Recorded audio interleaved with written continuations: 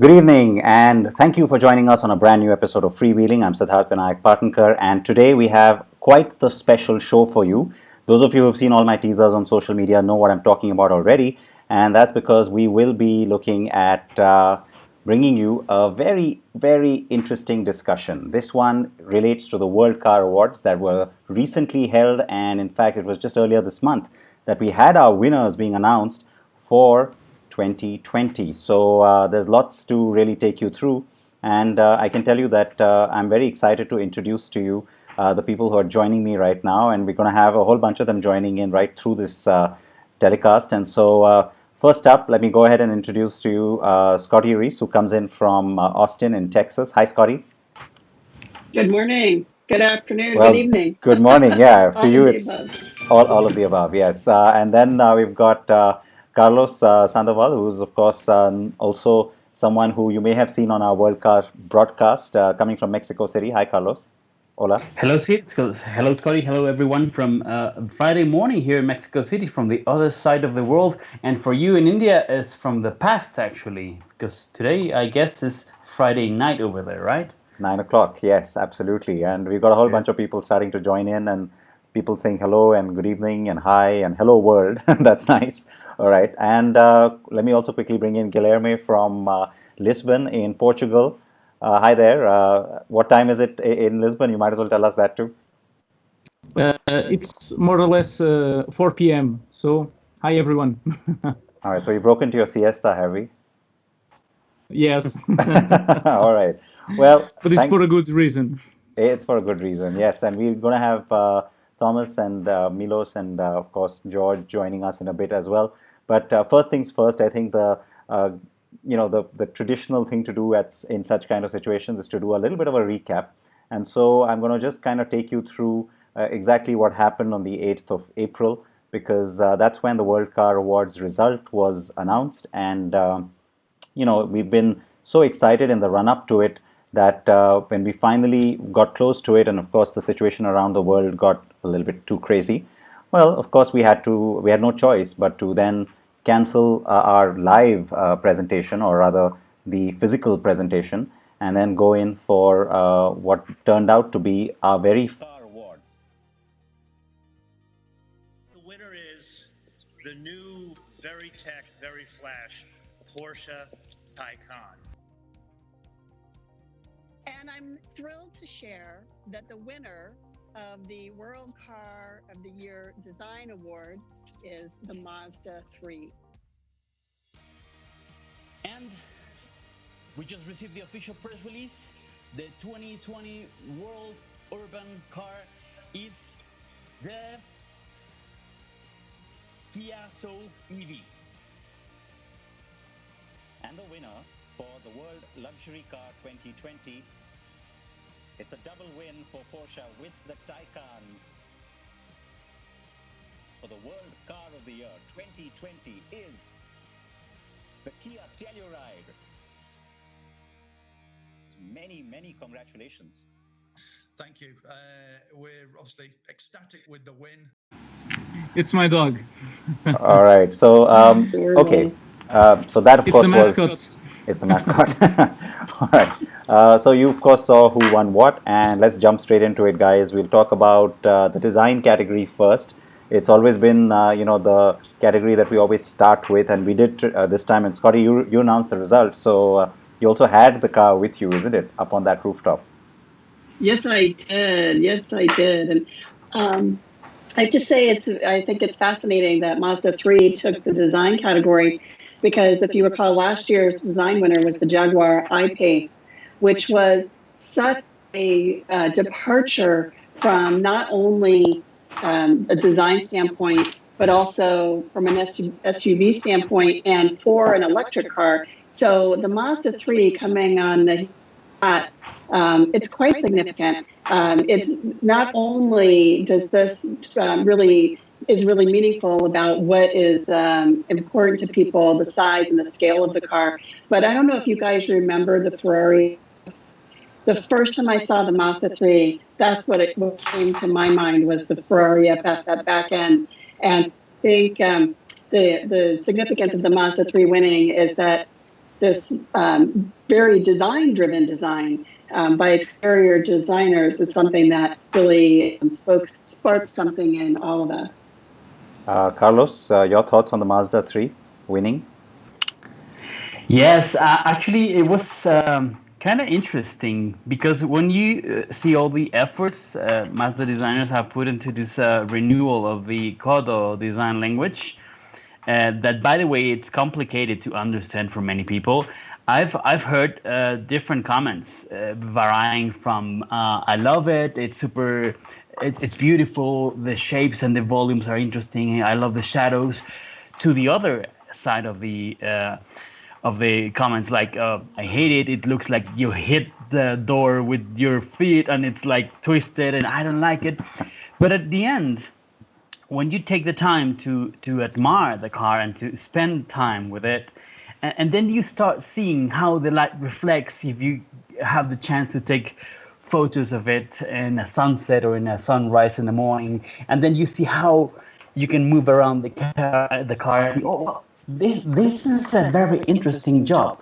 And you put it against two other great contenders, Porsche Taycan and Peugeot 208, if I remember well. From my personal perspective, the Peugeot was a very interesting car because at the end it's not only design, but it's design that adapts to a certain need. So it's a car with a purpose that fits in a very specific footprint. For the city, it's an urban car and looks great. It's gorgeous. I don't know. You have this feeling of the, and on the other side of the spectrum, it's the Porsche. That yes, it's a Porsche. It's beautiful. The proportions, how they play, and how they translated the design concept from the Mission E to the real car. That is, by the way, about the same car. It's super interesting, but I can understand why the fine-tuning of design the Mazda designers did with the 3 and the CF30, by the way, is very similar, reached this price. I mean, I totally agree. Maybe my favorite one was the Peugeot, but at the end, I think that it was fair to be chosen. I mean, Mazda 3 has a very nice design. Don't forget that, unlike all the other categories where, everything that gets launched gets whittled down based on our votes across 2 rounds, here you actually have a design expert panel that gives us the top 5, and then, and then we, of course, took it from 5 to 3 and then to 1. Guilherme, you've seen the 208. I haven't even seen the car except at a motor show. So, you've spent some time driving it too, haven't you? Yes, the international presentation was in Portugal, nearby my house. In your backyard? So yeah. Yes, more or less. But I'm with Carlos. I understand why Mazda was the car that won the World Car Design Award 2020. It's a victory of a different approach.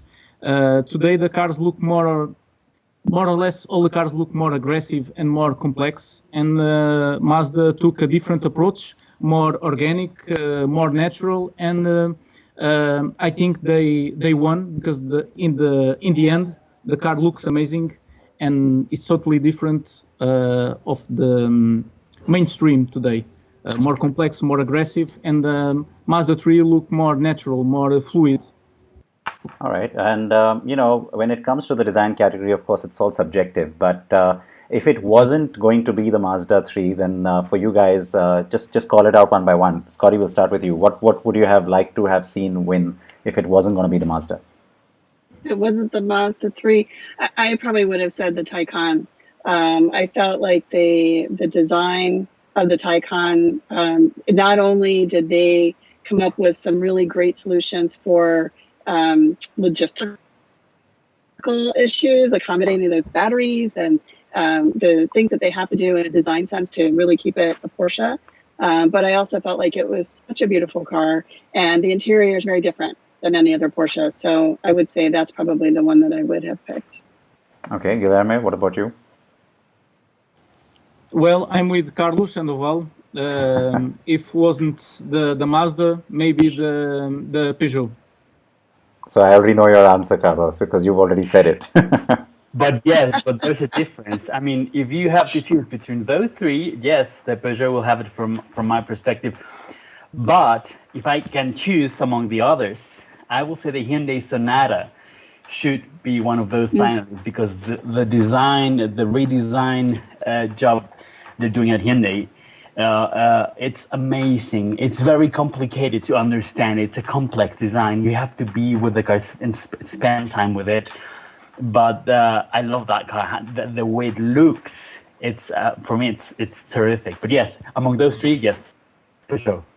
Okay, there were of course other cars, so many other cars in the running, and the interesting thing is, and what I can tell you now is that usually you get a fairly good sense of consensus from that design panel.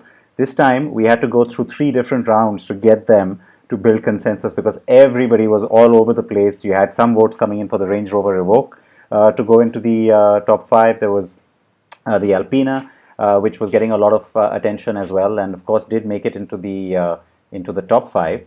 But there was a lot of variety of votes this time. I think the design panel was very torn up in different directions. Yes. And then the interesting thing, though, I must tell you, is that the Taycan and the Mazda 3 were sort of common to everybody.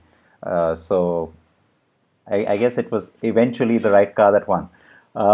Okay, we can talk a little bit about some of the other categories as well. So, Scotty, do you want to maybe get some of the others in, and we can try and keep sort of oscillating through them? Because I'm going to bring in George Notaras, and we can talk about performance. All right. And Sid, you want to tee up the conversation on performance while George joins us? Absolutely. All right. So the performance car of the year, as you saw in that clip, there he's here already. There we go. Let me try and get him in as well. So, of course, the performance car of the year was the Porsche Taycan. It was no surprise, I suppose, to a lot of people. And I have joining me now George Notaras, who's coming in from a very early morning in Los Angeles. Well, not that early now, I guess. Not that early. Originally, you wanted to get me up 0 dark 30, but thankfully you moved it. So I really appreciate that. Well, the good thing is there's lots of people watching, and they, they haven't dropped off because we delayed this by an hour than what our earlier plan was. Not that they knew it, but George, we were talking about the Taycan winning performance, and to many people, it was even before our voting started. I think it was the obvious winner. What do you think?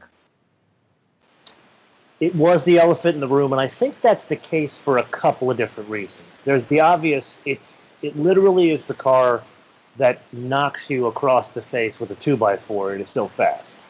But there's also something that's interesting about it for me, and that's they literally had to go from a complete restart. They went to it's almost like the root level of the problem and said, how do we build a Porsche with an electric propulsion system? And I've said this many times. They could have easily put an electric propulsion system in a Panamera and everybody would have bought it. Instead, they went down and said, okay, what kind of things can we change to still make it a Porsche? So while it has a totally new propulsion system and it has a totally different way of packaging the battery, especially in the back seat, it still has all of the learning that you and I have experienced in Porsches for years, such as the 3-chamber air ride, all that kind of stuff that make it not only fast, but incredibly high limits of adhesion. All right. And, the other contenders, of course, in that space, especially in the top three, were, of course, also Porsches. No surprise there, perhaps. But let's, I would have voted for the 718. I mean, I can tell you that. A lot of people feel like that. And so, which is why that part was a surprise. The fact that it came in number 3 was probably the biggest surprise. It wasn't even close, so. I think it's a conspiracy against manual transmission. That's what it was. Scotty, your take on this? Oh, my take on the Porsche. I mean, I thought I had the same opinion for the design category, which is what they did was turn this car into this electric car, accommodate all the things they needed to accommodate to make it truly a Porsche. So I think it worked on. I think it worked on the design front. I think it absolutely worked on the performance front. Although I will say I'm a little bit with George on the 718. That could actually be the car I would drive for the rest of my life. So much fun to drive. And but I thought that that Porsche Taycan definitely deserved the performance award. All right, we've got joining us now Thomas Geiger, who's also joining in from close to Frankfurt in Germany. I'm not going to try and pronounce the town name because I know I'll get it wrong, Thomas, but welcome. Thank you. Welcome from Wetzlar. Wetzlar, there we go. Easy for you to say. Wetzlar. Yeah. We are talking, of course, about the Porsche Taycan winning the performance category. And so, come in with your opinion on your thoughts on the car itself and the fact that it won. I'm totally okay with the winning part and totally like the car. Think it deserves the performance award because it is a true Porsche. That's what we all expected from an electric Porsche. So they did a good job. I would have seen the Alpine as the winner as well because it was more the surprise. So nobody doubted really that Porsche can transform its core values into a new age. But what Renault achieved, mass volume, low price, with some exemptions, boring but reliable cars, and they did a huge step. So we all expected Porsche to build a pretty perfect electric vehicle, which they did, so the car deserves the award. But if you look at the achievement and the surprise moment, I think the Alpine is even better because nobody would have expected that Renault does such a good job. What would you say sort of went against it? Is it the fact that not enough of the jurors got behind the wheel of that car, you think?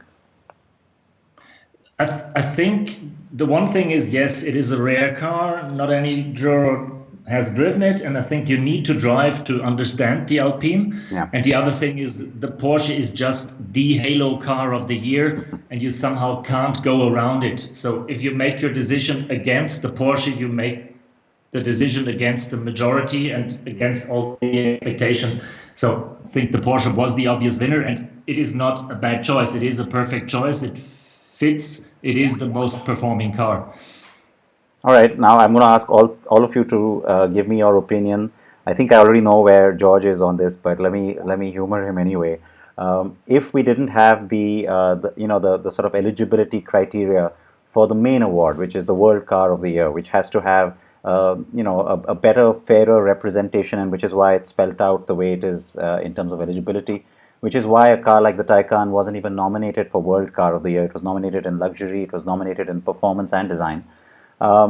If we didn't have that kind of threshold, Thomas, I'll start with you. Would the Taycan then have been your World Car of the Year as well, or no? For the same reasons, I think it was the halo car. Everybody was talking about it, and it was a major achievement. I guess it would have been a proper World Car of the Year as well, yes. Scotty? I would not have picked it as World Car of the Year because I really love that the Telluride won, and that was probably, I don't know, I'd have to go back and look at my scores. I didn't write them down, but I probably would have picked that. I think about the World Car of the Year is the car that works in every city and works for all kinds of people, and then also works in the country as well. That it works everywhere around the world. And Taycan, as beautiful as it is and as innovative as it is, it still doesn't really accommodate poor people. The backseat is very tight. You're not going to drive it anywhere and everywhere. And so that, in my mind, the World Car is really setting the standard for something that is useful across the board. And I'm not sure that, I know that price is a big issue in the way that we designate the nominees now. And even if that's not a consideration, I still think accessibility should be. And so, although, it's a strong contender being electric. Okay, George, a lot of people, by the way, saying hi to all of you and, from the live audience. But George, I know you want to get into that. You were shaking your head when Scotty was speaking. But I also want to quickly tell you that there's a question specifically for you about Rivian's prospects. But you answer the thing about the Taycan first, and then maybe you can take that question. Okay, I'm very excited to talk about Rivian for a number of reasons. But first off, hello to everybody. Second, I completely disagree with my lovely and gracious co-host here, Scotty, because of course you can use the 718 Spider anywhere in the world in any situation. Plus, it makes you a better driver because it forces you to shift gears. In all seriousness, I do want to go back a little bit. Thomas made some references to the Renault, and I would agree, that car didn't get as much love because folks like us did not get to drive it. Yeah. And I very much want to drive it because, as you guys know, I'm a big classic car guy, so there's a lot of history with that car. But I would also agree with Thomas that the design of that thing, they knocked it out of the park. And I would have been more serious about that car had I had the opportunity to drive it. And who knows, maybe we'll be able to drive that car in North America at some point soon. But to your discussion about would the Taycan still be my world car of the year if money were no object? And that's a tougher decision, man, because I feel like when you have both design as well as money, there's more you can do. Like a car that's $200,000, and the car that was here 2 weeks ago, that was $200,000. That's a lot of budget to be able to make the proportions right, to be able to make the car drive a certain way. So it's almost as if there's you kind of handicap me a little bit when the car gets that expensive. So that's kind of why our process is let's look at more affordable cars.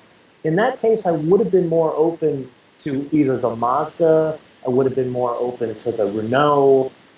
Frankly, and I'm not even joking around about this, I would have been more open to the 718, either Cayman GT4 or the Spider, because when you think about where those cars are, everything I just mentioned, the price points and what they do in their respective categories, to me, they're all outliers. All right, that's fair. I mean, the other question, of course, where there was, I won't call it controversy, but a lot of people were surprised, was the luxury car as well. Because when you think luxury, you're thinking ostentatious, big and of course luxurious. And the Taycan isn't the first car that comes to mind, even though it meets a lot of the criteria, and it is only for the few. So let's go, quickly take this to the World Luxury Car of the Year. At the start of it, I remember we talked about cars like the X7 or the typical, the sort of rich man's car. So your thoughts? We'll go backwards this time, George. We'll start with you. Yeah. Did you want me to bring up the Rivian thing? Yes. Let's actually talk about that first. Okay. Yeah. Okay, so we'll start with that. So for those that don't know what Rivian is, it is a startup based in Michigan that is heavily funded by both Ford as well as Amazon and is run by a wunderkind. His name is RJ, and he has a lot of experience in electrification. Basically, what they've done is they've built a skateboard in which they're putting not a car, they're putting a pickup truck and a large, like Tahoe-sized SUV on this roller skate. And their go-to-market strategy is quite different. They're not saying we're going to do what Karma or somebody else might have done, where we're going to try to be a direct competitor to Tesla. They're looking at options as we're going to sell the cars on our own, but also we're going to provide the roller skate to other manufacturers. So in this case, Ford has invested in them. And so they're going to use that, at least what we know thus far, they're going to use the roller skate in a forthcoming derivation of the F-150. And then Amazon being one of their investors, it's going to be the basis for future Amazon delivery vehicles now that they've got their own logistics on. So that's who they are. As far as where I see them going, I think the fact that, their money has come from countries that are not either in the Middle East or in China, meaning there's Amazon behind them, there's Ford and some others that are based in Silicon Valley. I feel that their money will stay with them through a crisis like this, which means they'll make it through. I don't think Karma's going to make it through at this point. Also, the technology that they're working on, they're working directly with car manufacturers. So they're not in like this isolated bubble in Silicon Valley that's trying to solve a problem that nobody asked. It's we're working with Ford, who has a lot of experience in pickup trucks. So because of that and many other reasons, I feel like they're going to knock it out of the park. All right, and a shorter word then on the luxury car title for the Taycan. On the Taycan, Luxury to me is more about personalization. Like I'm driving an X6 M50i right now, and it's amazing how much you can personalize the car. So, to me, the luxury of inside of a Taycan, to me, it's more austere. I don't know if I would have went that direction in luxury. I would have probably done something else. Thomas, where would you have gone, or are you happy with the Taycan? I would have gone in another direction as well, because the only thing that qualifies the Taycan as a luxury vehicle is his exclusivity and his high price tag. Yeah. And sure, it's a comfortable car that meets some of the luxury criteria, and it is a prestigious car. Everybody can shine with it, at least in the first years. So it qualifies, but it is not a luxury car, and luxury was not, I think luxury is never a Porsche core value, or has never been. It was always expensive and extraordinary driving a Porsche, but it's not a designated luxury car. Even if you can add quite a lot of bling and you can do lots of personalization, at least in the standard cars, and they will do that with the Taycan for sure. But it is more about performance, about driving, and not about showing off and having luxury and comfort. So you had cars like the BMW Z4, the Cadillac CTS, the XT6, also the Mercedes-Benz GLB, the GLS from Mercedes-Benz as well, the GLE, sorry, not the GLB, and then of course the Supra, which did not make it to the top 5. The X5 and the X7 did make it to the top 5, and then of course you had the top 3. So any of those cars that stand out as a more likely or a more obvious winner to you?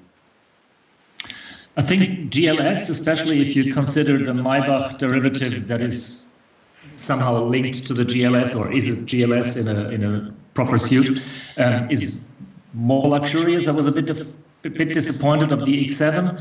It has quite a stance and a presence from the outside. The inside is the problem that X5 already is such a luxurious car that there is missing some upgrades for the X7. So if you combine the X7, for example, with the lounge seats of the 7 Series that you have in the second row, then you will have the proper luxury car, and that's what Maybach is offering with the GLS. For that reason, GLS would have been my luxury car of the year pick. All right, Scotty, what about you? We're looking right now at the picture of the X7, but what would your... The X7, I thought was just out of the park when it came to luxury. Thinking about who their buyer is, that they did a very good job, and I appreciate the comparison to the Maybach, but I think what BMW is looking at is a lot of wear and tear on these vehicles, whether it's families or business use or any situation where you really need that third row to carry people around. And I thought they did just a spectacular job with the X7. Although I think if more of our jurors had spent time in the EQC, I think that one might have actually won the award. The Mercedes-Benz electric SUV. I think there's a roundly recognized value around these electric vehicles, and Taycan and the I-Pace from last year certainly lent to that thinking. And so I would have loved to have seen Mercedes-Benz follow up on the heels of the Jaguar case, and then side by side with the Taycan in winning one of these awards, but unfortunately didn't make it to the test fleets in time for us to all spend time with it. All right, yeah, that's fair, and you're right. I think this is going to be one that will get discussed, I'm sure, going forward as well. But in a way, it's interesting how the luxury category so far had just been dominated by Audi, BMW, Mercedes-Benz. So at least have a different name, German nonetheless, but a different name, winning the category at least for the first time. Now, I suppose we should go ahead and bring some of the other guys back and talk about the next category, which is the urban car of the year. So I'm going to quickly play out that video for you guys while we can try and get some of them back. The urban car of the year, of course, was again fairly well contested, and then the winner was this car.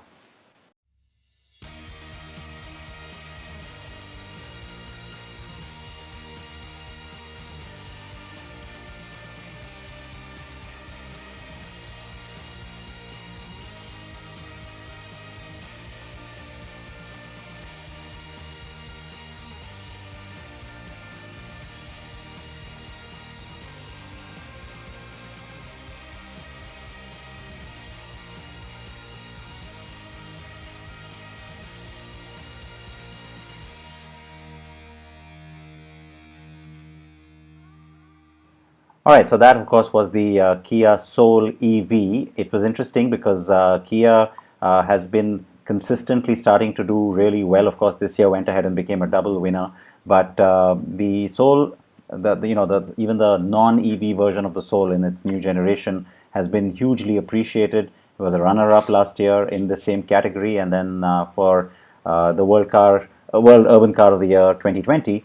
It went away with that prize. And you know what? Again, if you take a look at that, just a look at the finalists, as it were, in that space, you'll see how competitive things were. So there you go. It's the Soul EV that won. You had the Mini Electric, the Cooper Electric SE, and the Volkswagen T-Cross. That's the car that actually came in as the first runner-up.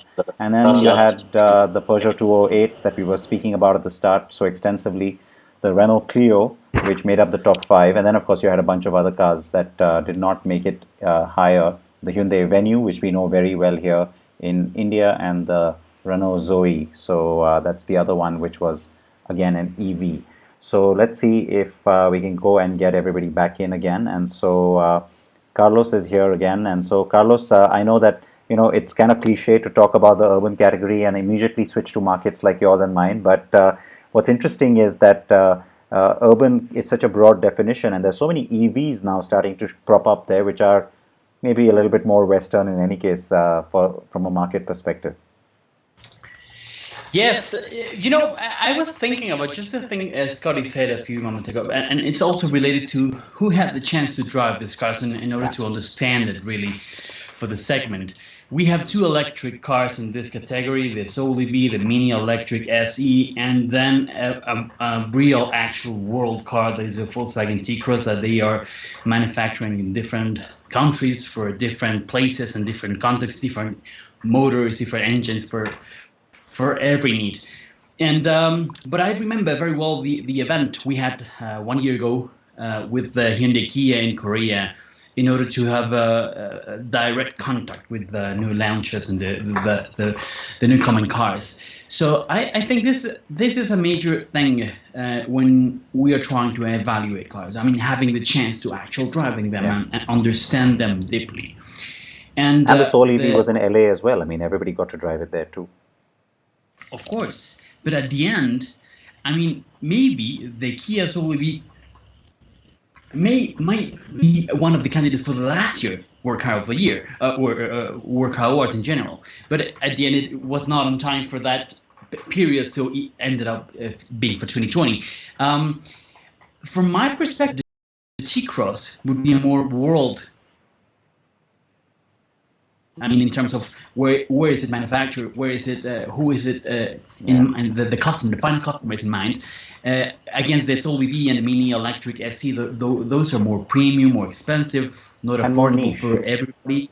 Yeah, they're also very niche. But at the end, if you drive those cars, if you have the chance to understand them very well, the Soul EV makes total sense. I mean, they have 3 different battery packages, different price tags. They are starting to sell it everywhere. Not everywhere, of course, not yet here in Mexico. We have one test mule for Mexico. We have one on display, and that's all we have, by the way. We don't have them here in North America yet either, or in the United States. I mean, but they are not, they haven't finished building them yet. So, and I think with the pandemic, I think they're probably done that, but we hopefully will have them here soon. Thomas, your views on this category? There were, of course, strong contenders there, like the Clio, like the 208. I'm pretty happy that an EV won that category, because I think urban areas is the areas where EVs make the most sense. We all appreciate the Taycans and the Teslas, their amazing driving dynamics, but is it really useful for the environment to carry around battery packs weighing more than a ton and to go 500 kilometers or 300 miles EV? In the urban area, we have really a benefit for the environment, not on a global scale, but also on a regional scale, because city gets better air quality, less noise, so you have a direct impact on the quality of life with every EV on the road, which you don't have if you go on the highway or on the Autobahn. that might benefit for the world climate, but you don't have the direct reaction. So that's one of the reasons I'm pretty happy that it is an EV. Taking the Mini and the Soul, I think the Soul is just a better car. The Mini would have been great if they would have done it 10 years ago, as they did with their pre-series that helped and paved the way for the i3. But yeah, it has just been too long until Mini followed up in the footsteps of BMW. And the Soul is a proper car, second generation, still own design, still own interior, so nicely put away from the ICE engines, still in the same family, perfect match. And since it's urban and EV, it is the right choice for that category. And it drives really well. But your thoughts very quickly on the T-Cross? T-Cross is a very smart car. For a Volkswagen, it is pretty design driven. If you look at Golf and all that other stuff, that is very conservative, not really attractive. It attracts the common sense, and it has to please everybody, so the cars are not very outstanding and not very shiny. T-Cross is a bit different. The design team has had some courage to do something different, but it's just another SUV amongst hundreds of compact and small SUVs going through the cities. And I think we're all a bit tired of judging SUVs. Customers still like them, buying them, but we're pretty happy that a car like the Soul takes a bit of a different approach. It is not a compact hatchback as we had them 40 years. It is not an SUV, it is something in between, and that makes it more interesting. So for a Volkswagen, T-Cross is great. Seeing it in the market amongst hundreds or at least dozens of other small SUVs, it's just another SUV. Yeah, and the Soul EV is, like you said, it's not in any one category. It's kind of like an MPV in terms of its size on the one hand, and then it's still got the footprint of a hatchback, so it's convenient.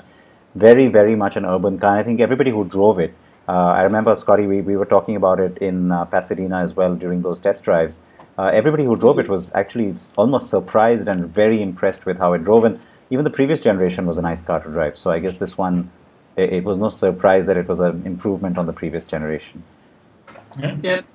Okay, so then have I gone through all the categories already? We've talked about design, we've talked about performance and luxury and urban. So of course there's the big one. Are we able to patch in Milos? Is he? I'm gonna try to bring We can just try and Milos add him on. in, maybe. And let's see, he was having trouble with his computer. All right. In the meanwhile, I'm going to play. Okay, I'm going to, in the meanwhile, try and play out for all of you the winning car, which has made history at the World Car Awards for several reasons. Actually, this has been a car that people will always remember. I think the 2020 award winner, because it was back to being a typical car. It wasn't one of those which was trying to make a statement. It was also a big brute SUV. The SUV trend, of course, remains, and it's been an SUV that's won World Car now for quite some years running. But it was also the first time that a Korean car won.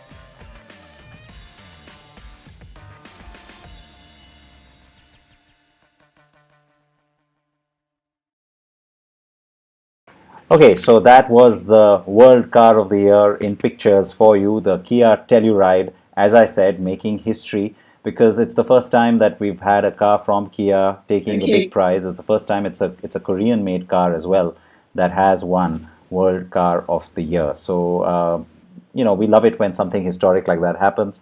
A few years ago, it was the first time that Mazda won for the MX-5, and then, you had the triple win last year from Jaguar with the I-Pace, and now it is the Kia Telluride. So, okay, let me get everybody back in here. Carlos, your immediate thoughts on the Telluride winning, and of course, let's answer that question. What did the jury like the most in the Telluride? I'm going to ask all of you that.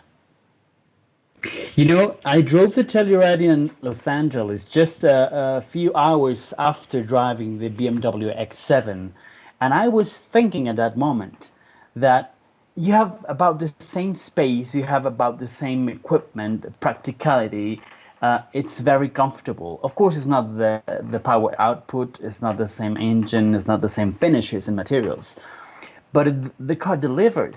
And if you're looking for the final function, for the usability, the space, the quality, and it's a very nice to drive car, it turns to be a very well balanced car. Yes, it was a surprise for me to see it as a winner, mainly because of the price tag. Although it gets into this range we specify for the World Car of the Year, I thought that the Mazda CX-30 could also go into that direction without the price tag of the Telluride. So for me, it was maybe a little bit more logic for the worldwide perspective that the CX-30 went that way. But I understand perfectly when I was comparing the ride quality, the comfort, the space, the amenities, all the equipment available in the Telluride against the BMW X7, I was like, man, you got almost everything.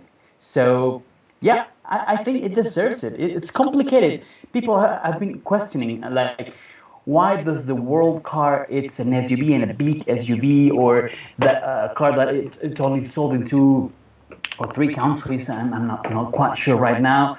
And yeah, there is a specific criteria for those, and it checks all the aspects required. But anyway, I think the car deserves it, and it's a very well made, and it's a nice driving car. Yeah, it drives quite well. I think, Scotty, you and I have spoken a lot about it. I know. You know, I know that we have gone on about how it's the first win for a Korean car. But having said that, let's not take away the fact that it's also been, developed in North America, very much keeping the U.S. market in mind. And given how competitive that space is, that's like the bread and butter segment for a lot of players. This car comes in and it really sort of shook things up, isn't it, in the market too? It sure did, and I think it really stepped into the slot that Land Rover leaves open, but by its pricing. So there definitely is demand for those large SUVs around the world. If you look at the success that brands like Toyota and Nissan have with their large SUVs, but they're still pretty pricey. When you add on all of the amenities and packages and things that you want, even at a high-end Toyota, you can end up at $30,000 more than the Kia Telluride. So I think Kia looked at the competitors, and looked at what they were able to do, and that was the result was the Telluride. If you look at the sales of that vehicle in the United States, you cannot buy one. They are sold out. They literally sell every single one that rolls off the line. We're lucky that we had them in the media fleets just to be able to test drive. So I think that the nice thing with this award is that it signals to not only to consumers around the world that yes, there are going to be vehicles that serve your needs, especially if you have a larger family or you need to drive a long distance and carry a lot of equipment or whatever your needs are, and you need a large vehicle. But also signals to companies like Kia that they can now go out and build these vehicles. Of course, they have the sales to support it, but they also have the confidence in a vote like this that says, yes, there's a demand that they can fill. Guilherme, did you drive the car for the first time in Pasadena during the test drives? Yes, we were lucky we had two of them because they were always out. Yes, I drove the car for 2 times, and I can tell by my experience that was the biggest surprise from the World Car Awards, not just because of his size, but because of the qualities that Kia Telluride showed. And I hope that the European version of Kia Telluride, the Kia Sorento, can bring to Europe some of the tastes that the Telluride left in everyone that drove the car at Pasadena. What's interesting is that, and I know this is open for speculation, but technically they're saying the Sorento is a segment lower, and so you could maybe end up with, both the cars. And so the way the family is stacked up now, you've got the Telluride, then you got the Sorento, then you got the Sportage, the Seltos now, which is the new car that's come in.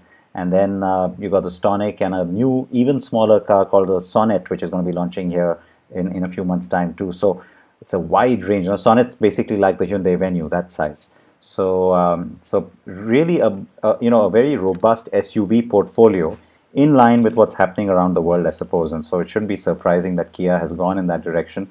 A quick word about some of the other finalists. I want to quickly just pull up that page. I don't just mean the top three finalists, the two Mazdas, which was also a huge surprise, seeing two from the same brand making it in the top three. But the ones that that kind of got away, you had the Hyundai Sonata, the Soul EV was also right up there, the Evoque, which we spoke about earlier, the CLA, the GLB from Mercedes-Benz, and the Volkswagen Golf and T-Cross.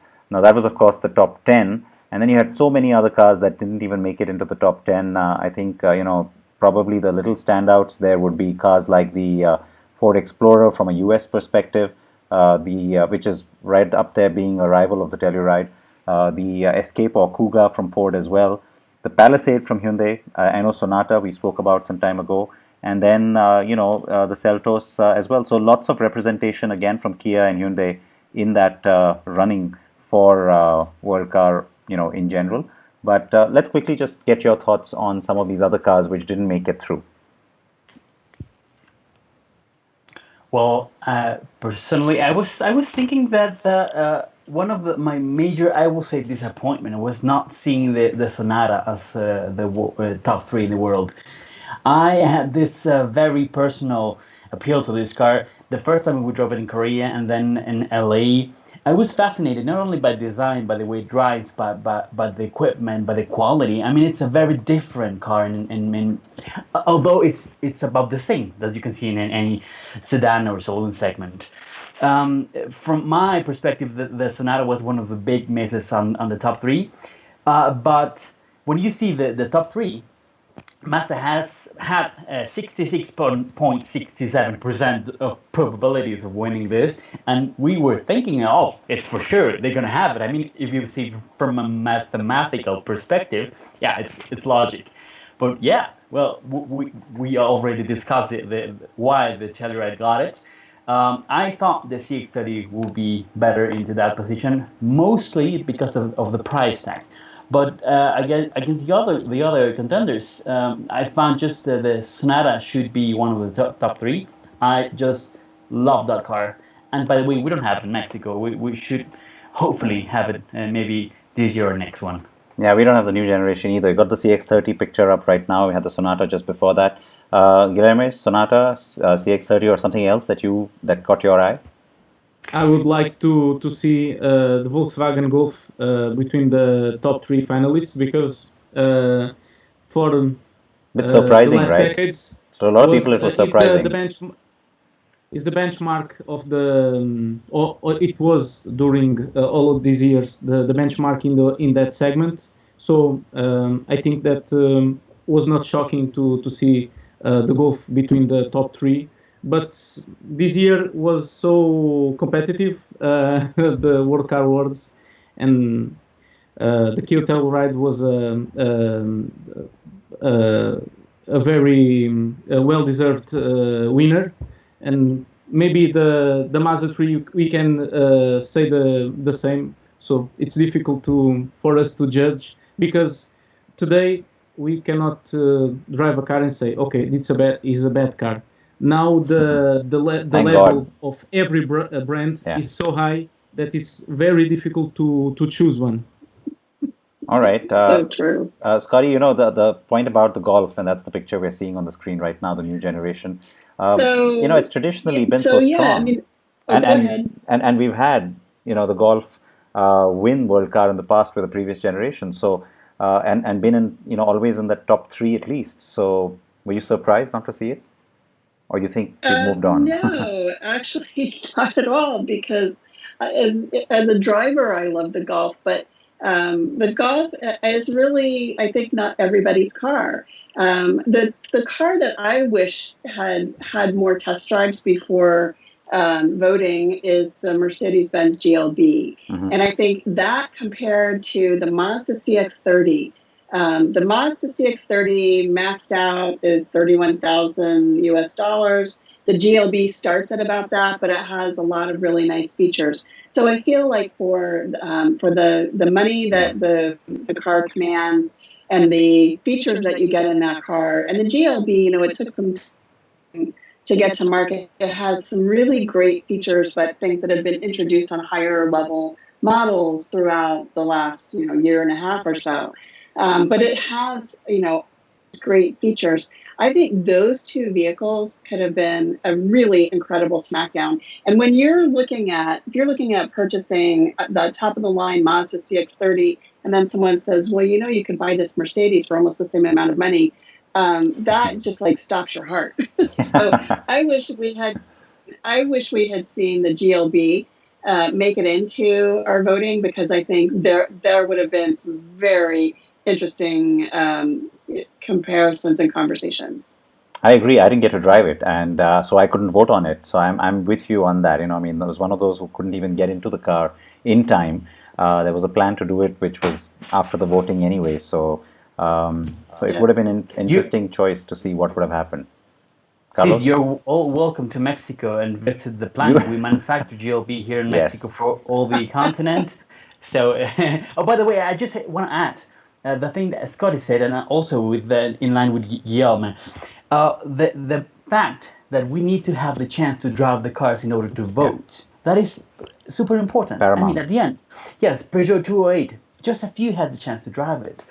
It's the same for the Alpine 110. It's the same for the Volkswagen Golf. I would love to have the chance to drive those cars, but in order that maybe most of us who couldn't drive those cars, is the main reason those didn't end up as at least top 3, but they should be. Carlos, in the case of the Kia Soul AV, that in Portugal it's called e-Soul, Kia Portugal brought a unit just for me to drive it, because the car was not available in our market. A great effort from Kia Portugal for me to vote. So I was so thankful to Kia Portugal for that effort. Yeah, I mean, all of us from India, I can tell you, got a chance to drive the car in Korea as well.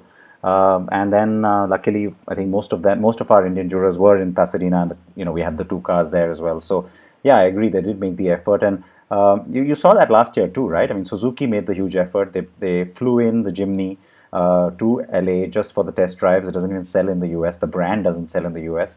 Same thing happened this year with the T-Cross coming in just for the jurors to be able to drive. What you're telling us now is even more custom made, Guilherme. So you know, I see you in a new light. Your clout. I believe the 718 was brought in just for our test drive as well. Yes. And then went back to Germany after our event. Yeah. And then of course we had the Mazda CX-30, which wasn't going to be there, and then thanks to Carlos we got that car, because you know he drove that in for us. Well, we drove it we need to do more test drives. Right? We need to do more test drives in Mexico, Carlos. You're mostly welcome, guys. You know, you may not realize what you're taking on. The way you keep inviting us, we all might show up. Yeah, but anyway, don't worry. If for the next round, for the next year, if we don't have the cars in LA, I'll bring it from Mexico. I'm sure for that. I think some of us have to route our flights through Mexico City and give you a hand in case you need to bring up more than one car. Please do so. Let's do a journey with 3 or 4 cars from Mexico City all the way. 3 days, great company. Why not? Let's do it. You know me, I love that kind of thing, and yeah, it's a great idea. So let's just get some thoughts in now on what we can expect for next year. I know I didn't play out one film in the meanwhile. That was the Mazda 3. So to be fair, I'm going to play out that video as well. And in the meanwhile, let's just see if we can try and add everybody back. You know, maybe we'll get the bandwidth, maybe we won't. We'll try and see, and at least I'm get some. I'm going to try, but I don't want to try that because it will freeze.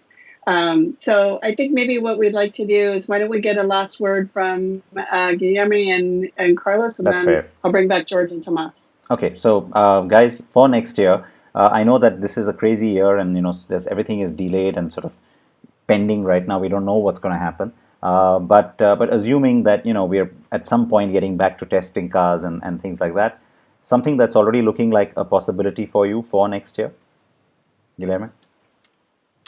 Well, I don't know. It's hard to say because I'm. It's the almost 2 months without driving new cars. Everything is delayed, so maybe I answer that later. I just hope for now that in the later this year we are able to see each other again at Yeah. Pasadena. That's Yeah. my biggest hope. I agree.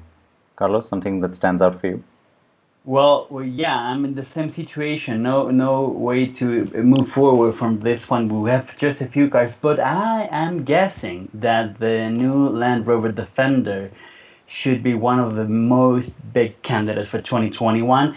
I haven't driven it yet. I supposed to be in UK 3 weeks ago to drive it. Yes. Same We here. couldn't make it, of course. Yeah. So yes, I'm for the things I'm reading from the UK press, of course, from the videos, a few videos that people just drove it in Africa. I think that car seems to be one of the biggest contenders for 2021 so far. I'm not sure, but I think that one will be included.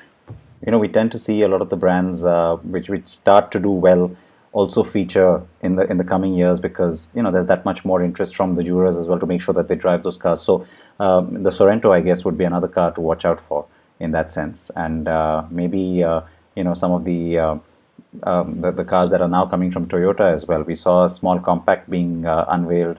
I think one of you was talking about driving. I think it was Milos. We haven't got him today, unfortunately, but he was talking about driving the Puma from Ford. So that could be another interesting one. And what's the new Toyota? It's the Yaris Cross, I think. The Yaris Cross, yes. Could be interesting. I don't know how many continents it's going to sell on, so we'll see if it's eligible. But okay. The problem about Yaris Cross is that the production only will start in 2021, so it's a bit late because of the coronavirus. Yeah. A car that I forgot to mention just a minute ago was the new Volkswagen ID3.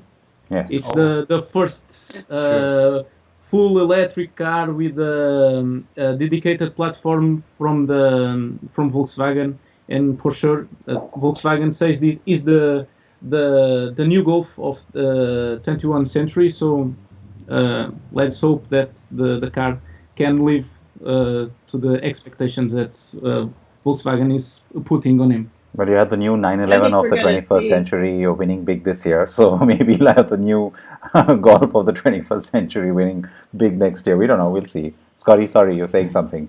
Oh, I was just going to say, I think we're going to see even more competition in the category or electric across the board. And the one that I'm really excited about is the Mustang Mach-E. Mm-hmm. I think that one, especially at the price point, they're talking about under $50,000. Electric SUV. Porsche set the standard, and Mustang now has to, toe the line there. And I think they will. The early insights are that they're really coming to play with us. So it's going to be a lot of cars at the end of the year. So hopefully they all make Pasadena, but it's going to be really interesting. It's funny because before, like earlier today, when I was just thinking about how we're going to have this conversation and how I would like to end by looking ahead to 21, it was the Mustang Mach-E that I was thinking of. And I was like, hey, I'm really curious about that car. I've just seen it standing still. I haven't driven it, obviously, and can't wait to get behind the wheel of that one. I agree. Okay, so I'm gonna try to bring back Thomas and George. All right. So I'm going to play out that video in the meanwhile. But Carlos and Guilherme, thank you so much. It was great seeing you guys. Can get their final comments as well. What are you excited for besides the Mach-E, Sid? I have to say the Defender is going to look really interesting, and there's no doubt about it. I think it's going to be, one of the most exciting.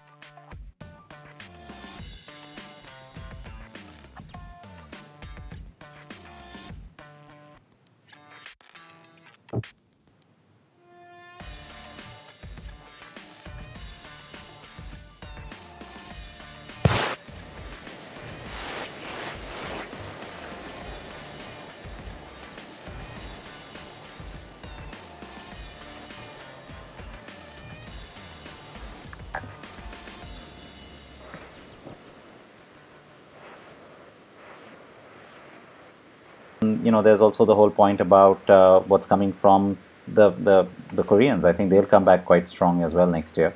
So the Defender, the Mach-E, maybe something like the Ford Puma. I'm not sure. We'll see. And the Genesis GV80, don't forget about that. Oh, that'll be out too. You're right. Yeah. Yeah, lots to look forward to. Guys, we were talking about what's going to look hot next year, even though you may not have driven it yet, but when you know it's coming. Thomas, for you? Yeah, most of my favorites already been mentioned, but I would like to add a few, especially in the luxury segment. Aston Martin DBX, another luxury SUV, but maybe on the sporty side. Not sure if it makes it to the top, but at least a car to consider. Two other luxurious cars, very interesting to look on. Mercedes bringing the new S-Class and the EQS, which should be totally different, but targeting the same customers. So we have a double pack of luxurious limousines from Stuttgart.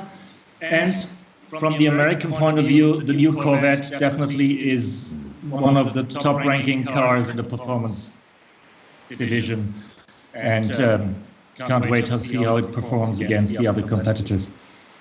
Yeah, and I That think would be my add-ons. assuming Maybe the Skoda Octavia as the cheaper but more clever and more smart version of the Golf. So if Golf didn't make it this year, maybe Skoda Octavia will make it next year. And by when does the Skoda plan to go into the new markets? Because I think that probably will have a bearing on how many people get to drive the car. We're supposed to drive it, but the drive has been delayed, obviously.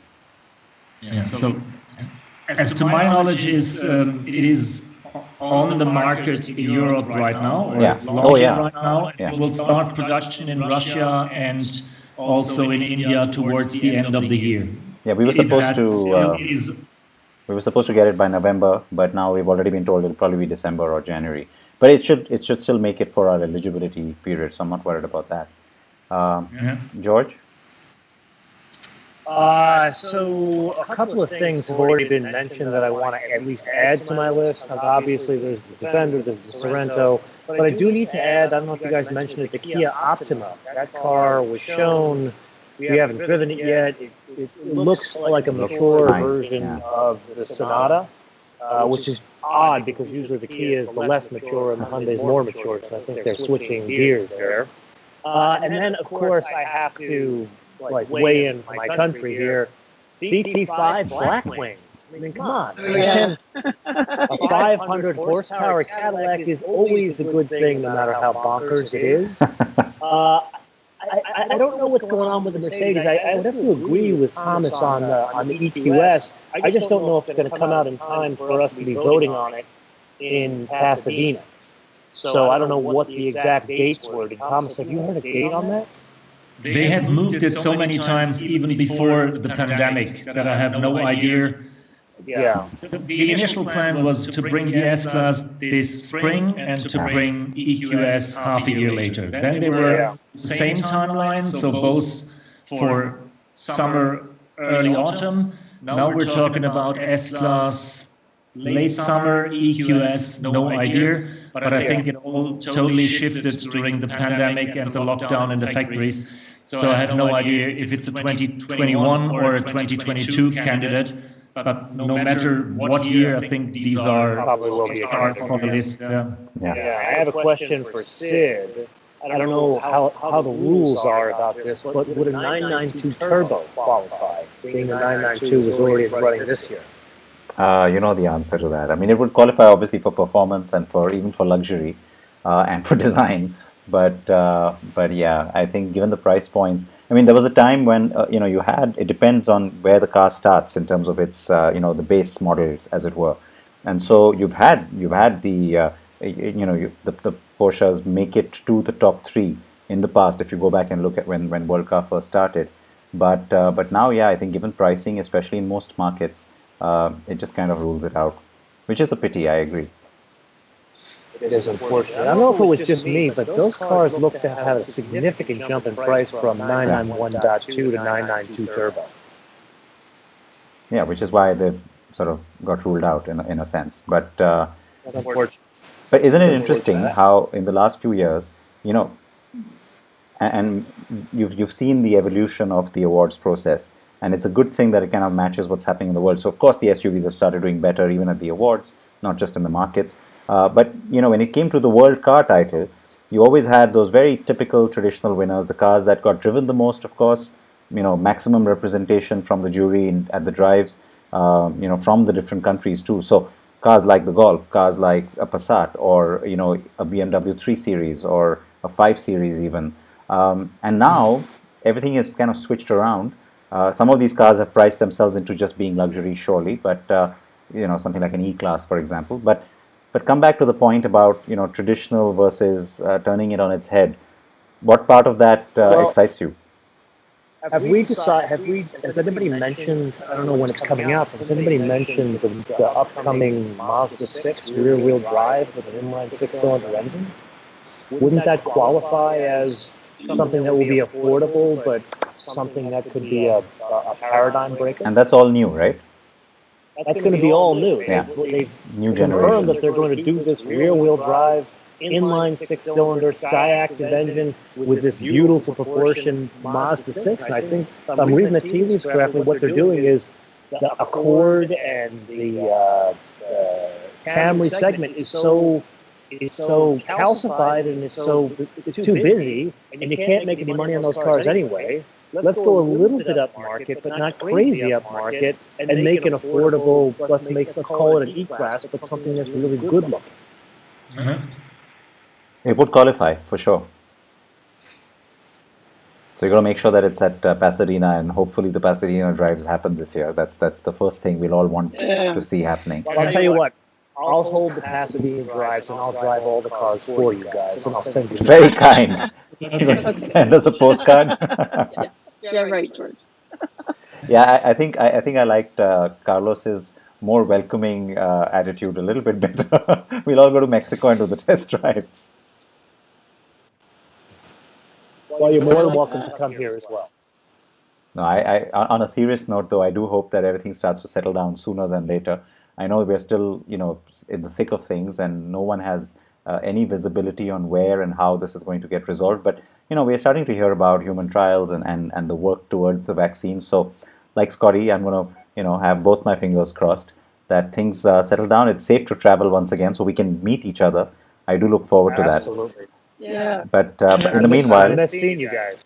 Totally agree. Yeah, but I have to say that I'm going to end by playing out a video of what we did. It was a year of firsts, I think, for the World Car Awards, not just in terms of the winners, but also how we presented the awards this year. You guys were part of it.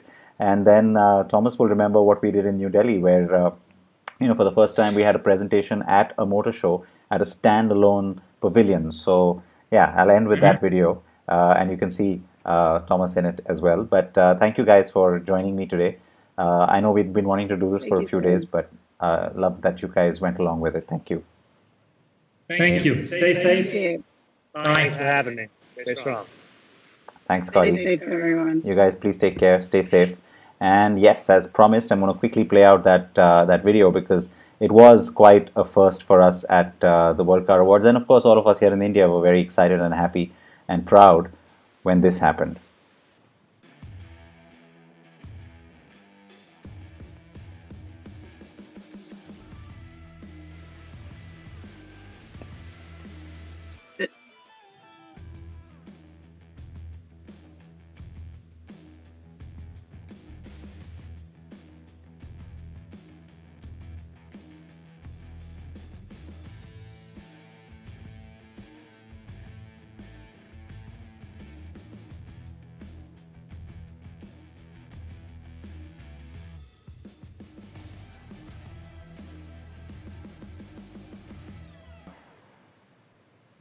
All right, Scotty, you're still here, so I'm going to quickly just get you for one last thing before I let you go. Sure.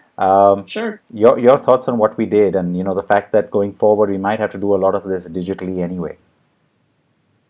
I love the digital conversation. I love that we can come together and talk about this from around the globe. I think that's fantastic.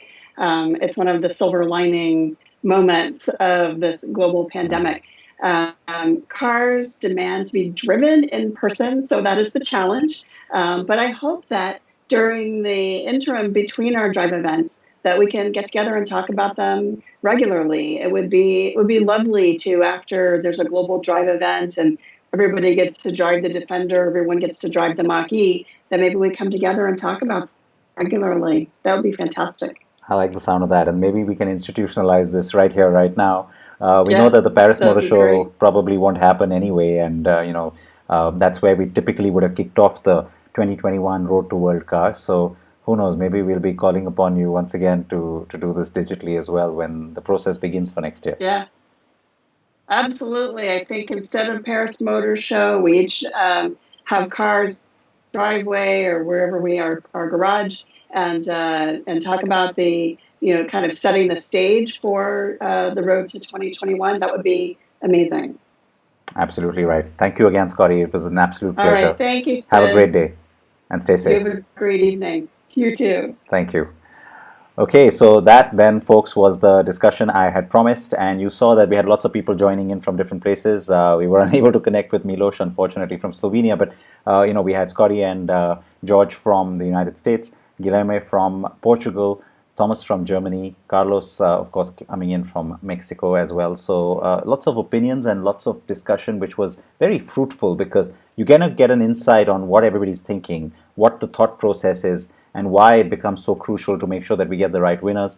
And eventually it is 86 jurors who are voting, and so which is why you also heard about how people were like, I was surprised about that, or maybe I would have voted for this, or maybe I did vote for that. And that's the whole point of bringing you this conversation and this discussion today. So I hope you enjoyed it.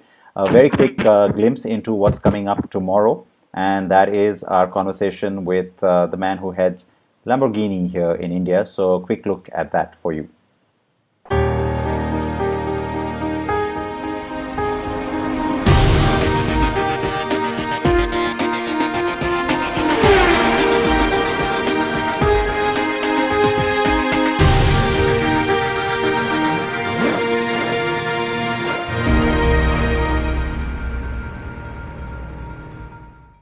So 5 p.m. tomorrow is when we'll be back with Sharad Agarwal, and all your questions that you might have about Lamborghini here in India, globally. The great thing is that everything that happens globally ends up in India very quickly when it comes to Lamborghini. And so, of course, while there be delays because of the current crisis, we do expect that there will be a fair amount to still talk about because, well, it's an exciting brand, and the Raging Bull certainly gets your adrenaline pumping, or at least your pulse gets quicker. So please do join me for that. I've seen a lot of you had asked questions, and I did try and generically bring those in to everybody to keep the context a little bit global. But thank you for that. I love the fact that you have all enjoyed this chat as well. So please keep your feedback and comments coming. If you are stepping out, please do remember to wear your masks and, of course, your seat belts. I will keep saying it, and your helmets. So thank you for joining. Have yourself a great evening, a great weekend ahead, and then tomorrow, remember, please do keep freewheeling when we have that discussion coming up. So I can see that you guys have some more questions still. So yeah, I think maybe what we can do is some of you who want to continue this conversation, especially in the context of World Car, I'm very happy to do that with you on Twitter right now. So go ahead, join me on Twitter for the after show conversation, and maybe we'll tag some of the other guys as well into it. So like an after party. So thank you. I appreciate it. Please take care of yourselves and have yourself a very good night. Bye-bye.